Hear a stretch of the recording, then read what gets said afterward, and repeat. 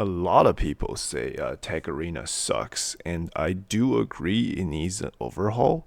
But as a end game free to play player, I want to provide my perspective on the three reasons why I think Tech Arena is still vitally important, right? And after that, I'll give you my three suggestions on how to make Tech better. Let's go. So the number one reason why I think tag cannot be ignored, especially by the active free-to-play player, is because of personal reward CvC. So clan versus clan, right? Which directly impacts your clan. Now Tag Arena is my number one source of direct, consistent CvC points. Each and every CvC personal reward, I usually get over 100,000 points from Tag Arena alone. Now, keep in mind, I'm actually end game player right now, so Gold Fort in Tag Arena is where I sit. And saying there is not difficult for my account. So the strategy is when you know there's a personal reward CvC coming up, immediately after the weekly reset, you go to your defenses and set up three low-level naked rares as your one-man defense for Tech Arena. So this will allow you to quickly tank points down from the initial 1,000 prior to personal rewards CvC start. The other thing you do is just go to the gem shop and buy like 1 to 2 Tag Arena refills. These actually go into the inbox and don't expire for 24 hours, which you can use during personal rewards CvC. The refills go up in price as you buy more, but the first two purchases is only like 15 and 40 gems, so it's super worth. And then during CvC, you just use the daily free ones, the ones you banked, and then maybe buy two more refills and farm one-man defenses nonstop, right? Easily 100,000 points. So right there. And we established that Tag Arena is a great consistent source for CvC points. So what? I don't think I need to state, but I'll do it anyways because being in a good clan is extremely important in Raid Shadow Legends. We're talking about Siege, which gives Feral Gear, Hydra Clash, which gives Stone Skin protection gear, Chimera Clash, which gives Relic crafting materials, gems, right? CvC, which gives energy, shards, crafting material, all of that stuff. And just generally having a good time, you need a good clan. So being in a good clan can actually skyrocket or hold back an account like no other aspect. And as a free-to-play player, you don't have as much resources. So you must not ignore this area of the game that's called Tag Arena, or you won't be in a good clan in the first place, right? Number two reason I think tag is important. You get a lot of free stuff from the shop. So just by setting the one-man defenses strategy each week, you just farm other one-man defenses all week long. And only when like maybe Friday nights rolls along, you put up your real defenses. Then Saturday and Sunday, you would fight like 5 to 10 real battles each, depending on the amount of flawless 3 out of 3 victories that you can pull off. And then just when the reset comes along, you just do it all over again. So this way, you're just swimming in gold bars. It allows you to buy the 300 energy, the ancient shard, void shard, sacred shard, the legendary book, refresh accessory, the skill tome. Like you just buy those on cooldown. As soon as they become available, you buy them, and your gold bars, you actually notice it keeps going up, right? Like you will have enough to buy all of the things I said above and still get more resources, gold bars. So it actually does add up and become like a nice little stream of resources for free-to-play players. Number three reason I think tag is important.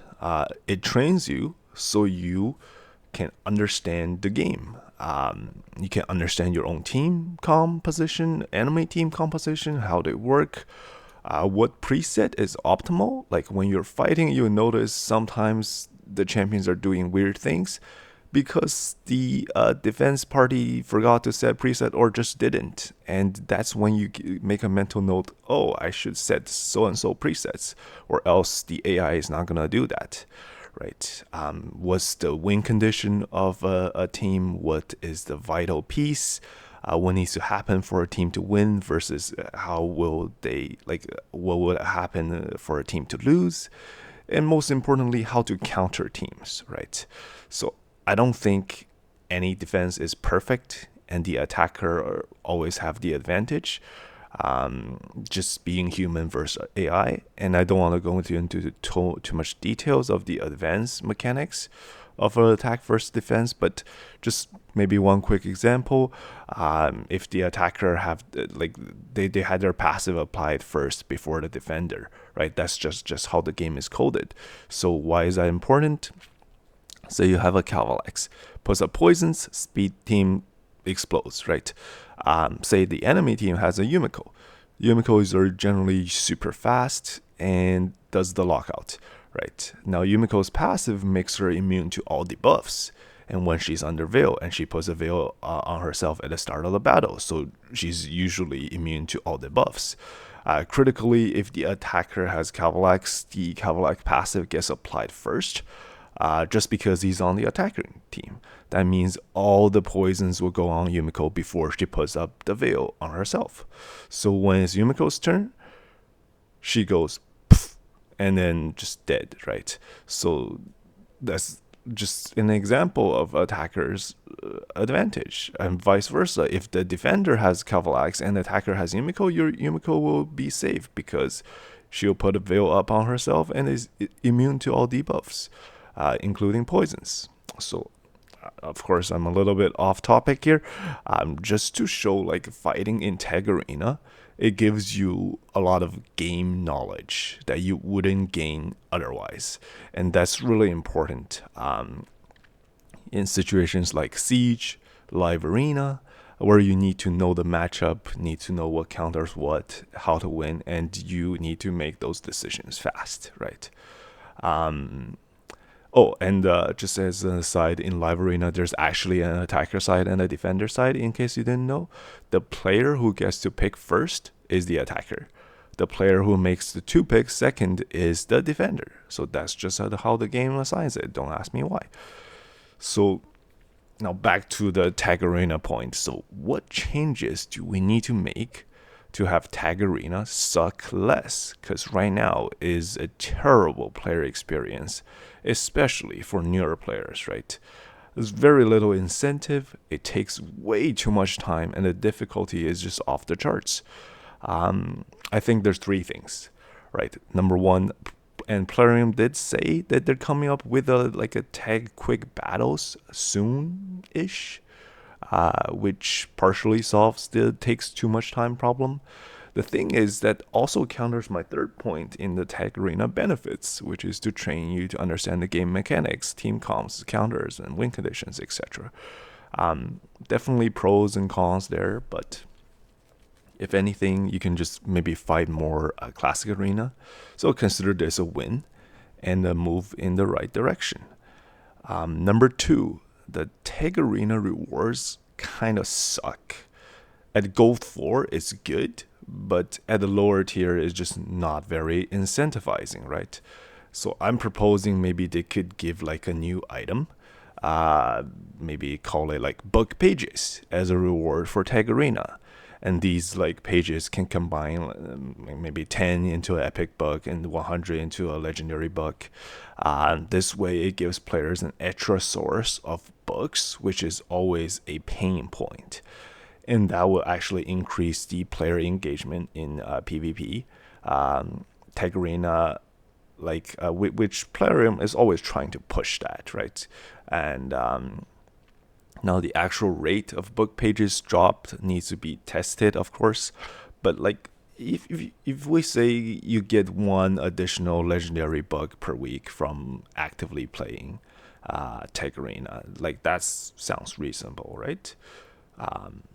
Number 3, the tiers. The tiers is a bit of an issue. The cutoff and mission requirements, I think it needs an overhaul. I'm proposing just like add a platinum tier, right? Have the Krakens just go fight amongst themselves there. And then just like significantly increase the amount of players that's allowed into gold, silver, and so on. So that people can actually move up in rank and like just maybe just stop gatekeeping the missions behind like reaching certain tech arena tier. Like what's up with that? Just make it like win 100 tech arena battles, 200, 300. Like if you want to make it grindy, just make it achievable so people are not like stuck there indefinitely for an eternity for like a tag arena mission that just overall bad player experience. So the reality of Tag Arena is some players will enjoy this content and some won't. If the game designer really want participation, then they just need to really reevaluate the time cost versus the reward trade-off for players, and just make the necessary adjustment. Or Tag Arena will be the most disliked area of the game as it is today, right? So if we just take a look at the background here, what's going on with the 5 daily tag arena fights, like that's what I'm looking at here.